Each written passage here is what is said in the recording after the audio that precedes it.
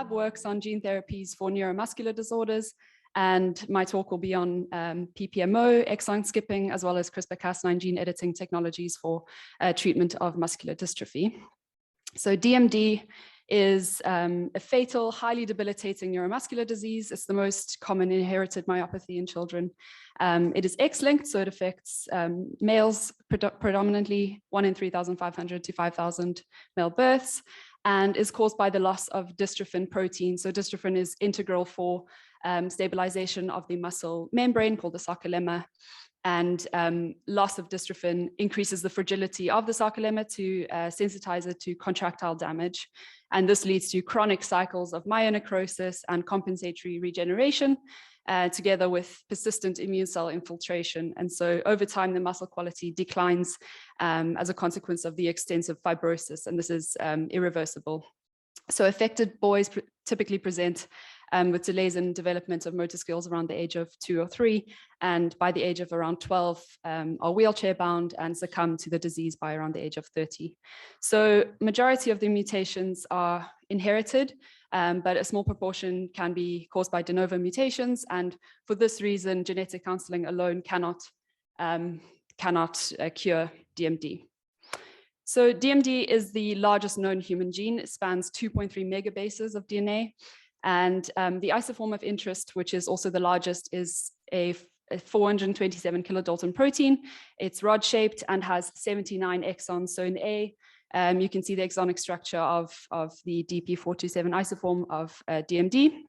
And in B, this shows the 4 main domains of the protein. So the region of interest is shown in blue. This is the central rod domain, which contains several spectrin-like repeats, which are redundant to a large extent for protein function. And this is demonstrated by a related condition called Becker muscular dystrophy, which results from in-frame mutations within the central rod domain, resulting in an internally truncated form of dystrophin, which retains a large amount of functionality. And in some cases, DMD patients are asymptomatic for DMD, for the disease. So to date, the efficacy of approved DMD therapies is quite limited. We've heard about this from several speakers already, and so there's currently also no cure. The majority of patients are actually treated symptomatically using corticosteroids, physio, respiratory and cardiac support, etc., towards palliative care. And so other therapies that are in development at the moment are delivery of mini and microdystrophin via AAVs to try and boost the levels of dystrophin protein in the muscle, stop codon read-through, which will be applicable to certain mutations, upregulation of utrophin, which is a developmental ortholog of dystrophin, and other cell therapies and drug repurposing. But the leading strategy to date is splice correction using antisense oligonucleotides. And there are currently four FDA-approved therapies using ASOs. And this converts the DMD phenotype to BMD-like, and so and thereby restoring dystrophin protein expression by improving correcting the reading frame of DMD. Another strategy which our lab is also looking into is CRISPR-Cas9 mediated exon reframing or exon excision to try and reframe the dystrophin protein. So the rationale behind the two studies which I'll describe here, both of which are published on bioRxiv, and we are trying to get these published currently. So the limited clinical efficacy of the approved ASOs means that we need to try and probably most likely improve the delivery of these to enhance the efficacy. So our lab has developed cell penetrating peptides conjugated to to PPMOs, PMOs forming a PPMO to mediate exon skipping and exon dystrophin reading frame restoration.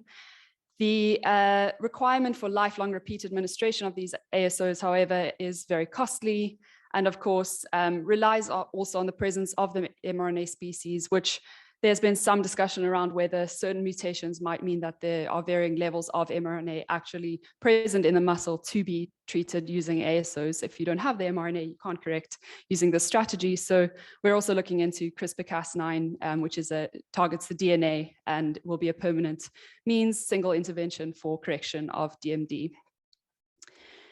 So in the first study, we used MDX mice, which are the most commonly used dystrophic mouse model, and they harbor a nonsense mutation in exon 23 of DMD. We synthesized a PPMO, so that's a phosphorodiamidate morpholino oligonucleotide that is conjugated to a cell-penetrating peptide. That I just realized I wasn't changing the slides. Have you been doing that? No, I am. Oh, I am doing it. Okay, sorry. I just thought, wow, this is so smooth, but actually, sorry. Anyway, so we synthesized a PPMO, which is as I already described, conjugated to a CPP, which we call PIP9B2. And this was identified from a panel of cell-penetrating peptides screened by our lab and other colleagues. And this technology is patented as well. So the PMO is targeted to exon 23 to effect exon skipping and restore the reading frame. So we treated MDX mice with 3 doses of the PPMOs, 3, 6, and 12 mg per kg at age 8 weeks, and we harvested the tissue 2 weeks later to assess exon skipping and dystrophin protein expression. There we go, I'm changing. So the dose-dependent dystrophin restoration was observed in MDX mice treated with the PPMOs. So we had a really high level of dystrophin expression with the highest dose, so around 50%. And this was only 2 weeks later. So what's really important is that the half-life of dystrophin is really, really long. So even small levels of increase of dystrophin restoration can have a very significant positive effect on the pathology over time as dystrophin protein levels are able to build up. So the exon skipping as well correlated with the dose of the PPMO treatment. And dystrophin protein percentage as well. So this was really promising. And the distribution of the dystrophin, so dystrophin is in red. I hope you can see. So with the highest dose, it's much more obvious. The green is laminin, which is a marker that delineates the myofiber boundaries. So these are longitudinal sections through skeletal muscle, so tibialis anterior muscle, showing a uniform distribution and correct localization of dystrophin at the sarcolemma of the treated mice in a dose-dependent manner compared to the MDX control, which has no dystrophin expression, and the wild type, which has full dystrophin expression. So we also looked at some extracellular microRNAs, which are selectively released from muscle cells. So we call these myomeres. And these are known to be elevated in the serum of untreated MDX mice, as well as in DMD patients. And these, all 4 of these were restored towards wild type levels, again, in a dose-dependent manner with a PPMO treatment. And this is really important as well, because it shows that the myomeres are pharmacodynamic biomarkers of exon skipping, and provide a means to non-invasively assess either disease progression or therapeutic efficacy in patients, which currently is mostly done using creatine kinase levels, as well as very invasive muscle biopsies to detect total dystrophin protein amounts. So again, creatine kinase levels in our study were reduced to wild type levels using the highest dose of PPMO. So as I mentioned earlier, it's also quite important to investigate strategies that are more permanent. So genomic targeting using CRISPR-Cas9 gene editing was another arm of our study. And MDX mice, while it's a useful model to measure therapeutic efficacy, it recapitulates only some aspects of DMD pathology. So cardiomyopathy is generally not observed in this mouse unless experimentally induced, and this is one of the major causes of death and severe pathology in DMD patients. So importantly, also the MDX mouse only exhibits a small reduction in lifespan, whereas patients die prematurely. And so we chose to study CRISPR-Cas9 gene editing in a double knockout mouse model, which is a highly severe model for muscular dystrophy. The mice tend to die around the age of 8 to 10 weeks of age and display more similar symptoms and pathology to DMD patients than the MDX mouse. So they have a knockout in utrophin and dystrophin. So there's no compensation from utrophin during development and just after birth. So the CRISPR strategy was designed to excise exon 23. Again, the mutation is a nonsense mutation within exon 23. So the cut sites were designed to target either side of exon 23, removing this exon and thereby restoring the reading frame of the messenger RNA thereafter. The repair indel is contained within the recombinant intron, so not expected to affect the coding sequence itself. So we packaged Staphylococcus aureus Cas9, as well as the dual single guide RNAs into 2 separate AAV9 vectors, again, targeted to either side of exon 23. And we treated mice at the earliest neonatal time point. So as I said, it's a highly severe model and the mice don't survive very long. So we wanted to treat as early as possible before the pathology sort of sets in these mice. So we treated at day 2, either via intraperitoneal injection or facial vein IV injection, and harvested the tissue and serum at the humane endpoint instead of a fixed time. So these results show the IP treatment of DKO mice. So we were able to detect the exon 23 excision product in the genomic DNA in some of the tissues, and this was confirmed by Sanger sequencing. So we looked into the heart, the tibialis anterior, the diaphragm, and the triceps. So the heart and the diaphragm are very important targets for DMD. The TA and triceps are more peripheral skeletal muscles, so they're also important to target, but not necessarily for extension of the lifespan of the mouse or patient. When we looked at exon skipping at the messenger RNA level, we were able to detect this in all of the tissues, in all of the mice, with the highest levels being observed in the heart and the diaphragm. And the similar pattern was observed for dystrophin protein expression as determined by Western blot. The heart and the diaphragm had around 4% restoration of dystrophin protein. So this is relatively low, but as I mentioned, dystrophin protein can build up over time. And so this is not necessarily a bad thing. Also to mention, the eteplirsen study clinical trial showed only around 1% increase in dystrophin protein in the patients. So this is not necessarily a terrible outcome. We then wanted to know whether the distribution of editing could be improved by another method or route of administration. So we treated the mice via IV injection. And unfortunately, overall, the levels, while they were more distributed across the tissues, were overall lower than we had experienced with IP administration, achieving only around 3% dystrophin in the TA and about 2% in the heart. So yes, Virginia mentioned positively presenting negative results as well is very important. So we were able to sort of delve into this a little bit further and figure out something important to come out of the study, although we were not expecting to have absolutely no improvement in DKO lifespan. That was quite disappointing. But as I mentioned already, the mice do only survive to 8 or 10 weeks, and this might not be enough time for the dystrophin to build up to have that therapeutic efficacy that were hoping for. Again, the microRNAs, the myomeres that we measured were not restored to wild type levels with either of the treatments that we looked at. So we looked into the immunohistochemistry staining of the dystrophin protein in these tissues, and across all of the tissues analyzed and all of the mice, we were able to see some restoration. So the IP and IV treated tissues, I think it's quite dark, so it's difficult to see.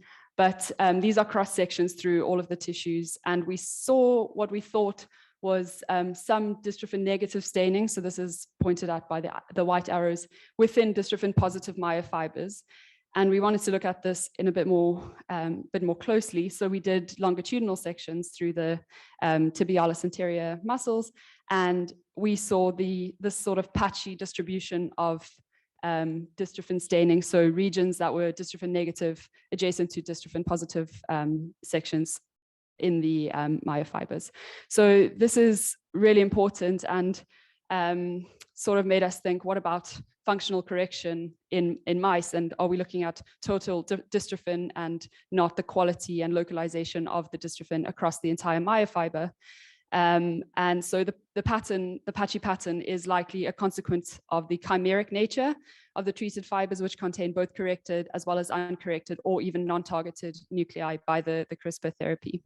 So this is a phenomenon that we've also seen in, it has been reported, not for CRISPR treatment, but in other contexts. So this is another mouse model that it's an MDX exist mouse. It has skewed X chromosome inactivation. And so some nuclei are able to express dystrophin because the X chromosome that's inactivated has no mutation in the DMD gene, whereas some nuclei that have the MDX mutation will not express dystrophin. So we get a similar patchy distribution of dystrophin in these mice with nuclei that don't express dystrophin and nuclei that do. So this is quite similar to what we saw with the CRISPR study. And this kind of comes down to the myonuclear domain hypothesis, which posits that the myonuclei serve their proximal cytoplasmic domain, and dystrophin cannot distribute throughout the myofiber from a single nucleus. And this also made us think that probably we need to reevaluate the distribution of CRISPR therapies within the muscle as well, or potentially AAV targeting, because with PPMOs, we didn't see this kind of patchiness even at really, really low levels of restoration. So it's likely a function of the therapeutic itself and trafficking throughout the myofiber versus the actual efficacy of the therapy if it's able to target the nucleus. So I have a video that also is a GIF of a Z stack through an MDX exist single myofiber, where you can clearly see regions of no dystrophin staining next to these dystrophin negative nuclei compared to the wild type, which has full dystrophin expression throughout the myofiber. So we wanted to look into where there might be instances in which the Cas9 cleavage occurred, but double-stranded break is repaired in a non-productive manner. So we have, we did long-read deep sequencing of our edited mice in the heart tissue, and we saw a plethora of non-productive editing outcomes as well. So it's not enough to just target the nucleus. In some cases, we get cleavage and correction, but where cleavage is not synchronous, the indels that are introduced into the target site mean that this site is refractive to further editing. And so these nuclei will never be able to produce dystrophin with the therapeutic use. So you can see in the pink bar, that's the 5' upstream cut site indels. So these are non-productive editing outcomes. This also showed us that our 3' guide is probably not working very well, which was surprising because in vitro, they both seem to work. So I think that's a major limitation of the study as well. But importantly, we also detected AAV genome integration into the double cut site of both the SA-Cas9 and dual single guide RNA AAV. So this is a really important consideration for CRISPR or double cut therapeutics that use viral genome delivery as well. So just to wrap up, our studies showed that we do need to discuss in more detail not just having a threshold of dystrophin required for functional correction, but also discussing the amount and the quality and the localization of the dystrophin in the tissue as well. And so with the CRISPR strategy, we saw that it was patchy, whereas even with low dose PMO and restoration, this was uniform. This also could be a reason. So the microtubule network in dystrophin negative myofibers is highly disorganized, and the nuclei are not trafficked to the sarcolemma membrane properly either. So there could be a lot of reasons why the CRISPR therapy might not have worked well in the muscle fibers. And then finally, using the correct murine model, so the MDX mouse, we were able to restore the biomarkers, and the dystrophin restoration correlated well with dose, but we couldn't show any lifespan extension because the mice live a relatively normal lifespan. But with the DKO mouse and low levels of restoration, the mice still died at the same time point. And so we need to try and get a balance between the severity of the mouse model and being able to show some kind of therapeutic efficacy in terms of lifespan. Yeah, so these mice also don't have utrophin compensation, which patients do. So that's another major limitation of the DKO mouse model. So yeah, thank you to everyone who was a part of these two studies, and then collaborators in Poland and in South Africa. And thank you for listening.